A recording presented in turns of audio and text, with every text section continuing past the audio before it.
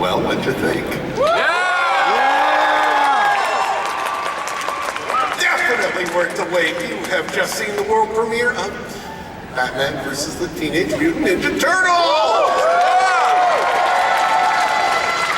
Does anybody remember when it's available on digital? June 4th. May 14th. When's it available on Blu-ray and 4K? June 4th. You guys are good. You passed the test. You will be quizzed a lot on the rest of the panel. Hey, let's get to the panel real quick because we have maybe 30, 40 minutes to go. For starters, I don't think they're even lined up. Get lined up, you're coming out right now. Nearly a quarter century in animation, working on things as varied as Iron Giant, Cats Don't Dance, Teen Titans, DC Superhero Girls, the most recent Teenage Mutant Ninja Turtles series, our producer, Ben Jones.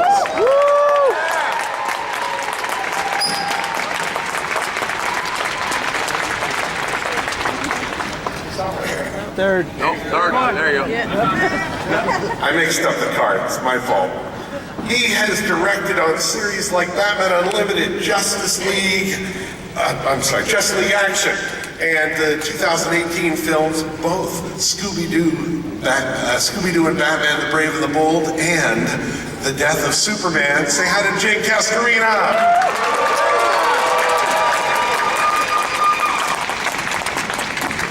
A writer on Batman Unlimited, Be Cool Scooby-Doo, over 100 episodes of the Mad animated series. Our screenwriter, Marley Halpern Grazer.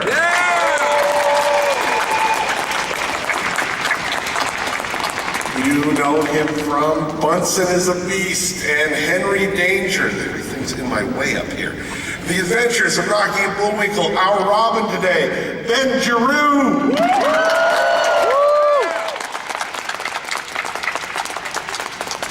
A star voiceover specialist of video games and animated film and series, from the spectacular Spider-Man and Star Wars: The Clone Wars. He's the announcer on Family Game Night. Currently, you can hear him in The Lion Guard. Shredder for all our purposes, Andrew Kishino.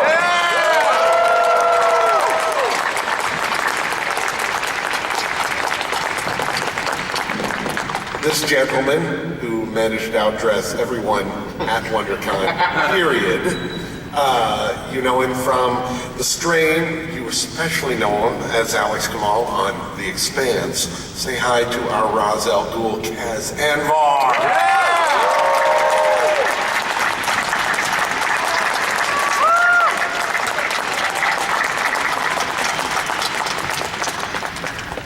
He is the voice of Puss in Boots. He's the voice of Woody Woodpecker, of Bugs Bunny, and Daffy Duck. He was the Splinter in Rise. He was Splinter, sorry, not the Splinter. I get the Splinter. Splinter in the Rise of the Teenage Mutant Ninja Turtles, and Tiger Claw in the 2014 series. He voiced Donatello and Leonardo in 2 shorts, and he has graduated to full-fledged Ninja Turtle as Leonardo Eric Bauza.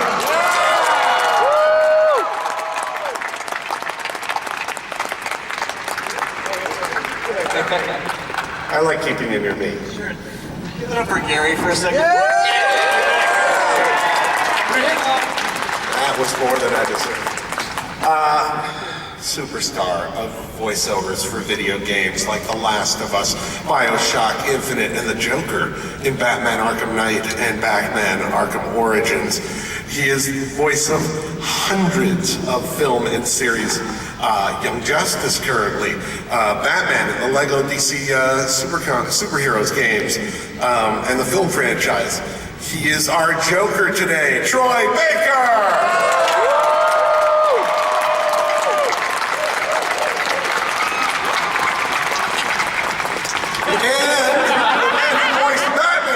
Today, Troy Baker!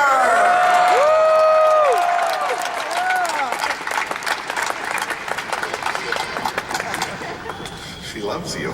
I love you! I love you! And currently voicing her.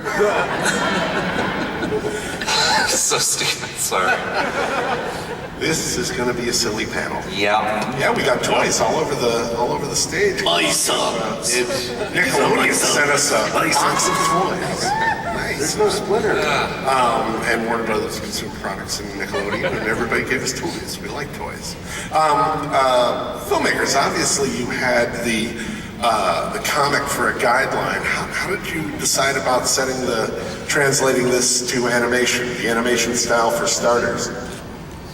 Well, for character stuff, Megan Casey suggested that we use Andy Kuhn, who does a lot of the Teenage Mutant Ninja Turtles comics for IDW. So he started, for the character stuff, we started with his work. For the rest of it, we just sort of went through the comic and picked out the bits that would translate best into animation and focused on those. And how did you guys decide about like matching the villains to the animals and the like? Mostly we stuck with what they did in the comics, but we made a few changes just based on our own personal preferences. Yeah, I mean, there's a couple you have to do, like, you know, Scarecrow has to become a crow, and they had Joker become sort of a cobra in the comic, and that was awesome, so we definitely wanted to keep that. But there was a few, like, Bane in the comic becomes an elephant, and we were like, well, Bane's like a luchador, sort of, he's got to become a jaguar. So then we put a cool elephant mutant in the movie also, because elephant mutants are awesome, but we really wanted Bane to be a jaguar. I am kind of sad we didn't fit the penguin mutant in there, though. It was pretty good. Yes. And actually, I've talked to the writer of the comic, James Tynion, and I told him that we decided to have Poison Ivy become a mutant plant because it is established that some people mutate into plants in the Ninja Turtle world, and he said that he didn't know that, and he would have done that if he'd known that was allowed. You guys had maybe a couple of Easter eggs in there somewhere. Do you want to maybe point out to this audience something they might not have seen, but they might notice when they buy it on digital on May 14th or on Blu-ray on June 4th? Way to be on brand, Gary. Shredder's intro at the first engagement with he and Batman looks familiar. It's probably because you've seen it in the 1990 Turtles movie intro. Maybe Metalhead may have existed at one point for Raph's bike. Who caught Mondo Gecko's logo in there? Anybody? All right, one fan. Yes! You can just reach one, Jake. Yeah, okay. I would like to say the moment where the turtles pop out from under the sewer lid, we know it's different than the movie poster, but legal stopped us from using that exactly, so we got as close as we could. Really? Yeah, that's close. My thing is from Ninja Turtles 2, The Secret of the Ooze, when April asked the Ninja Turtles if they would like napkins, and they say, what for? I think that every time anyone offers me napkins for my entire life, so I was very excited to have the Ninja Turtles say that in something that I wrote. Ooh, good one. If anybody played Turtles in Time on SNES, you'll see. Who's the Pink Floyd fan down there? That came from, Was that Karen? yeah, that came from the voice actor. That came from Darren Criss. Yeah. Oh, really? Hey, creature, leave that kid alone was the Darren Criss line. Hey, creature! I went, they're gonna do it. Leave that kid alone! He did it. Yeah, it was great. We should pass a little praise along for some of the other voices in this cast. We have Darren Criss, Kyle Mooney, and Baron Vaughn as our other voice actors. They all wanted to be here, but they were caught in other commitments. Rachel Bloom from Crazy Ex-Girlfriend. Let me tell you how cool Rachel Bloom is. We recorded her, we recorded this 2 years ago, January, February of 2017. These guys have been keeping a lid on it for that long. Carlos Alzraki has called me once a month begging me to talk about it. Rachel Bloom, we recorded on National Pizza Day. And halfway through the recording session, she said, hey, are we gonna have pizza? And I treated everyone to Shakey's Bunch Lunch, and Rachel went with us. That's slumming, let me tell you, when you're eating with the crew and the publicist at Shakey's. So, okay, now I just lost my privileges at Shakey's. You have privileges at Shake? I do, I actually have a card, they follow me. Mariano, straight to the front. No, past the line, straight to the front. I get the salad bar free, it's wonderful. Who eats the salad bar at Shakey's? Actors, you each, Troy aside, You're speaking to the actors right now, not me. You guys all really committed to these characters, and these are iconic characters who have had some pretty significant voices. What did you do to take that character and make it your own? Start with Andrew and come down the line.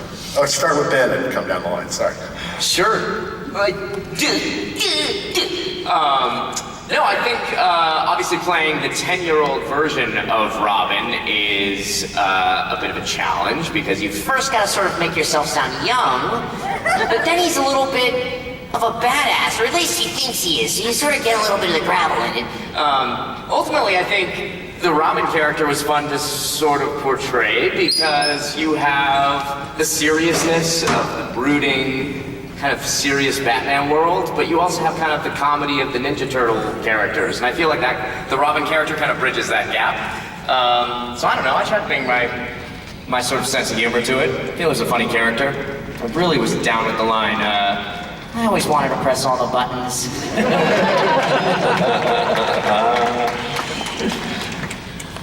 The first thing I did was get in touch with my inner rage.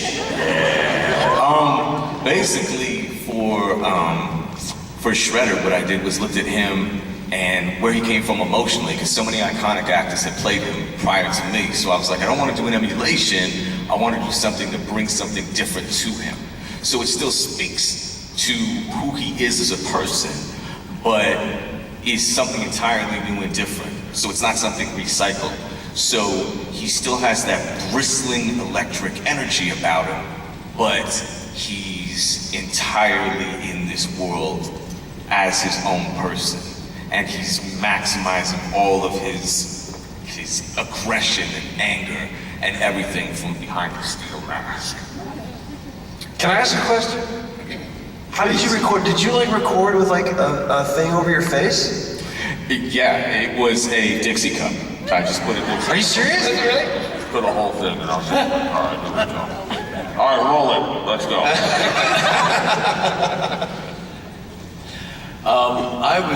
It's pretty intimidating to do a role that Liam Neeson kind of broke out in feature film length, but I was dying to play Ra's al Ghul ever since I saw Batman Begins.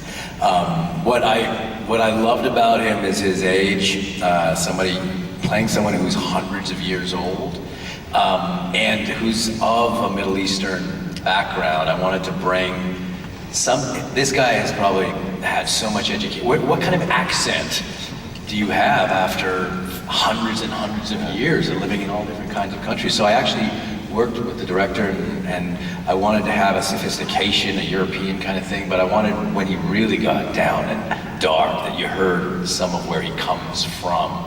And I had forgotten about that line, always sending children to do your own job. Maybe he needs one more loss to teach him his lessons. I forgot about that dark line. Wow. We often joke. Sorry, we often refer to that as Middle Atlantic, I believe is the accent. And that voice director is out in the audience here, Wes Gleason. Give it up for Wes. Where are you, Wes? Stand up.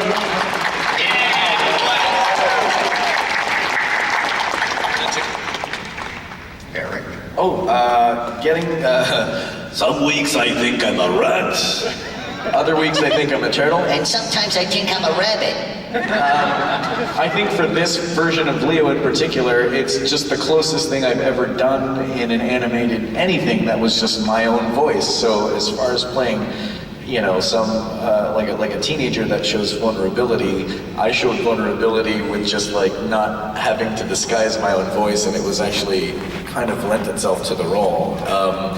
Leo, of course, in this version, he is definitely back to basics as the leader of the Turtles.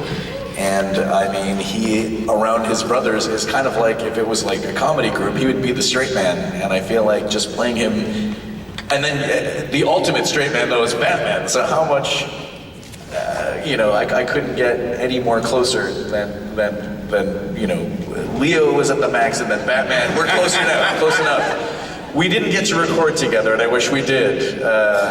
Troy is so handsome. But yeah, getting to voice Leo for this, quite the honor, because clearly, as a fan first, it delivered on all points, I think. So kudos to the directors and the producers over there. But yeah, that's my piece on Leo. Yeah, that's a valid point. None of these guys recorded together, which all the Turtles, everyone recorded separately. That's a testament to the marvels of direction, mixing, and some pretty talented individuals up here. Some. Speaking of the other ones, Troy, I can't even remember, did you record Batman and then Joker and then Batman, or did you do them together? Pretty much did them together. I always want to do it. There's a vision that the director, who's our director? Joking. Well, it's okay, maybe. Voice director?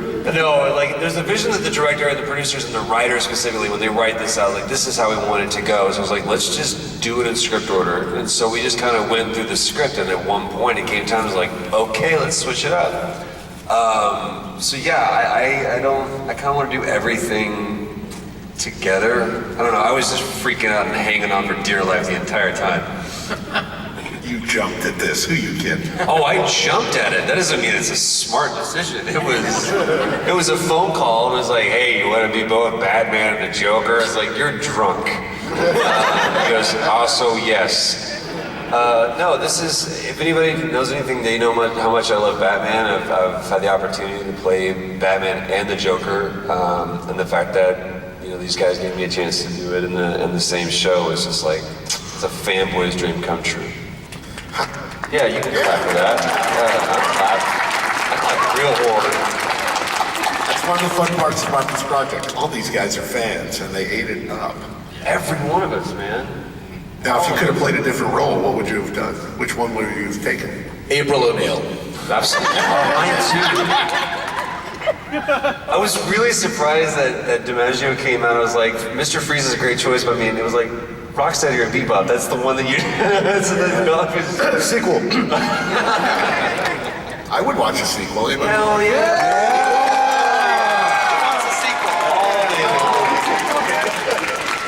You know who I want to play in the sequel? The Shroker. Ah, yes. How about that? Ask us to do 2 roles. 2 voices simultaneously. Okay. We have a lot of people lined up to ask questions, and I think you can do better than me, so why don't you go ahead and say your name first so we know who you are. Dude, that dramatic light came up on you. That was intense. Yeah, that was awesome. Very intense. I felt that. And those Princess Leia things are outstanding. Yeah. Sponsored. No. Keep them that way. Hi, my name's Eric, and for years the debate on how to pronounce Roz or Raish Here we go. always gone on, and yet in this movie, different characters pronounce it differently and no one corrects anyone, so what is the proper way to pronounce it? Oh, you're gonna love the official answer to this. Yeah. Get away, man. Yeah. Do you want to say this? No, do it. Okay. Do it. Just watch Arrow, and then you really... It was, we were at the voice record, and they came up to like, wait, how the hell do we say this? I believe it was actually my recording session where I had started to say Roz, and you were like, no, you need to say Raish. And so we were debating that amongst ourselves, and then Gary, the ever resourceful Gary, did the official phone call to, I believe it was... DC, yeah. DC, the official DC phone call, and we got the verdict. If you are in the League of Assassins, or have been in the League of Assassins, you say Raish. If you are not a member of the League of Assassins, it is Roz. Thank you for calling DC Comics. Unless you are the demon's head himself, and you can call yourself Jeremy. You could fart and blame it on somebody else, and they would take it. And if you're his neighbor, you could call him Weird Al Ghoul. Weird Al. Thank you, Eric. Yeah. Next. Hi, my name's Luke, and I thought the movie was like outstanding. You guys did a great job. My question is, so in the movie we saw Poison Ivy and Harley Quinn and all of them, and they were mutated, but we never saw them be like cured. So if there's another movie, are we gonna see them again? This kid's part of the writing staff. You're absolutely right. I think My feeling is that they distributed anti-ooze to the Gotham police and that they rounded the inmates up and cured them, but it is technically an open question. So if we do that sequel that everybody wants so much, there is an opening for some of the Gotham villains to still be mutated, but probably they caught them all and cured them and put them back in their cell. But we don't know for sure. It is an open question, and you're right about that. You said mostly. I love that. I know that cosplay is on point, son. You look good. What's up? Good job, dude. You look Good great. job. Yep. Thank you, Luke. Yes, ma'am. Hello, my name is Marie. How did you guys make the movie? Troy? This is going to be the longest panel ever. Magic.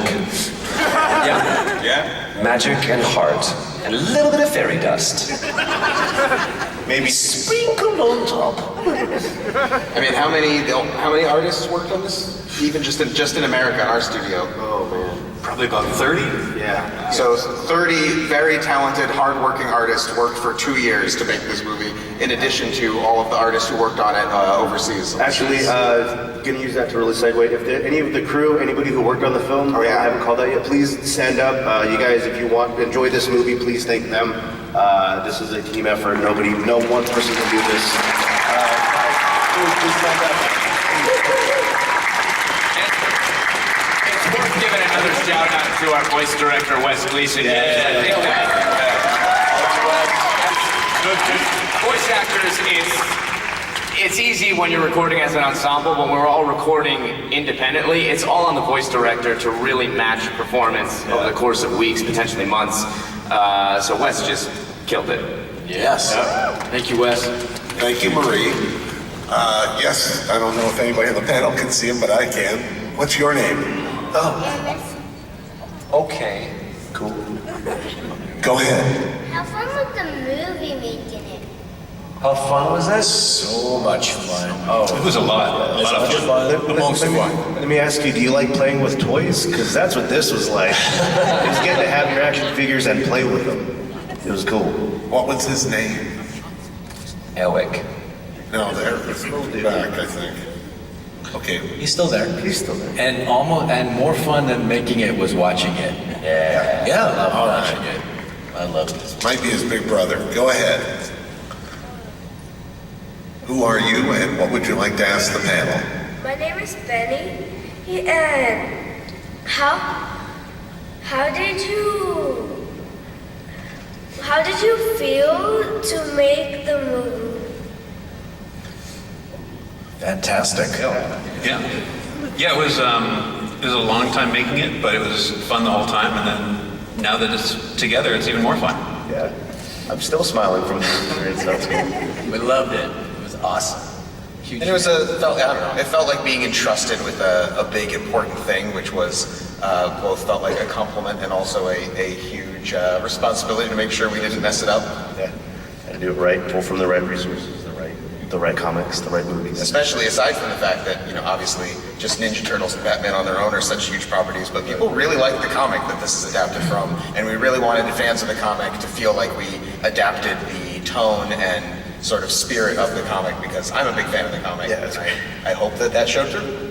I think part of the reason that this show was so good, this film was so good, these three guys sitting on the table here, we were signing autographs earlier, and I was just listening to the banter from the three of you, not the actors, our producer, director, writer, and I was like, these are the three biggest nerds I've ever signed autographs side. Like, they're talking about superheroes and origins and powers and comic books and video games, and I'm like, dang, I thought I was the only nerd on this panel, but man. Wait till they disagree, then it's like, no, he clearly, he could not have been in that universe, because that's when it gets real fun.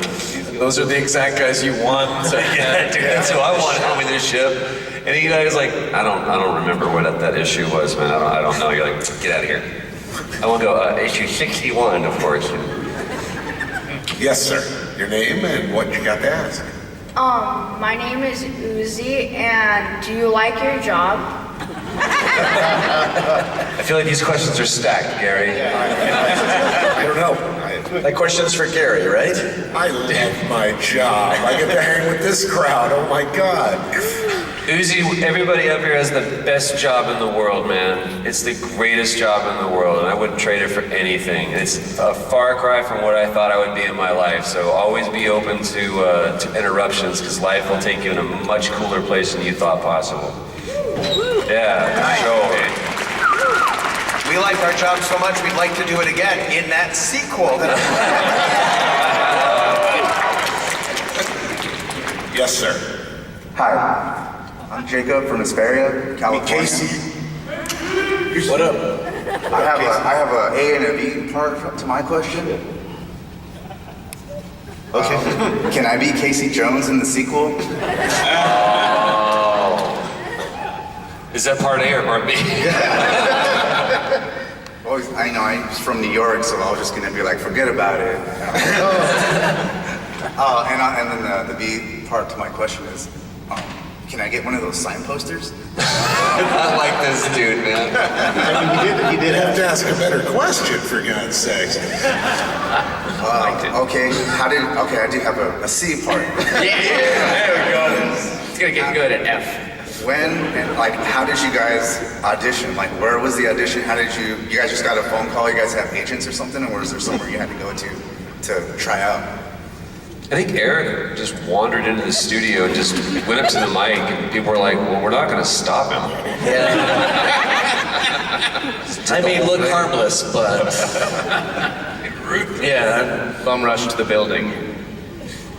Yeah, just generally, like, voice actors get auditions and emails all the time, and, you know, you're just lucky enough to kind of, like, read for anything, and you get a call back, and it's like you win the lottery, really. It's just by chance at that point. There's so many great men and women in what we do, and it's a miracle that I'm sitting right here talking to you about that. All right, we got time for 2 more questions. Let's make them good. What you got there, mister? Hi, my name is Jackson. Out of all the characters, who is your favorite? Jackson. Kind of right now, Jackson's my favorite. You're the coolest person in the room. Yep. I don't know, I like the 26-part question guy. Yeah. I mean, I'm sorry. I'm going to be a little biased here. There's 2, my 2 favorites. Can I do 2, Jackson? Is that cool? Well, you played 2 roles.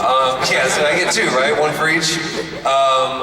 Especially in something like this where it can be super dark and Gotham is kind of broody. I love that Mikey always had something funny to say. Like Michelangelo is one of my favorites. Because every time you think he's gonna mess everything up, he's also still like a wicked fighter. He's really, really good. So Michelangelo has always been my favorite. But man, I love the art style. I love the presentation. I was kind of partial to the person who played him, but I really love Batman in this. I'm a diehard Batman fan. Batman was really, really, really cool in this. So that's kudos to the animator and the writer, and a little bit to me. But mostly, Batman's my favorite character, man, maybe of all time. So that's just me. He just turned 80, right? Just turned, looks good for 80, man. Yeah, yesterday. Good. Sounds good too. Anything else? Okay, last question. Okay, I wanted to say I love the crew. The movie was awesome. This question is for Troy. Oh. How was it managing both Batman and the Joker in the energy? Because one is very quiet and solemn, and the other is very maniacal and out of control. So how do you manage doing the performance for both characters at the same time? Because that's kind of how my brain operates.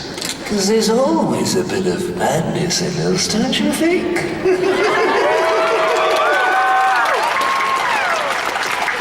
Yeah, welcome to my inner monologue, by the way. Every time it's like, I think I'll have a burrito. You shouldn't have any more burritos. I'll have 6. Please pull through, sir. Please. Please pull through. All right. We are out of time. Moving right along, and we have a great panel, and everybody has words, and we're thanking you. I want you to take time now to thank Ben Jones, Marley Alfred Fraser, Nick Castorina, Ben Giroux,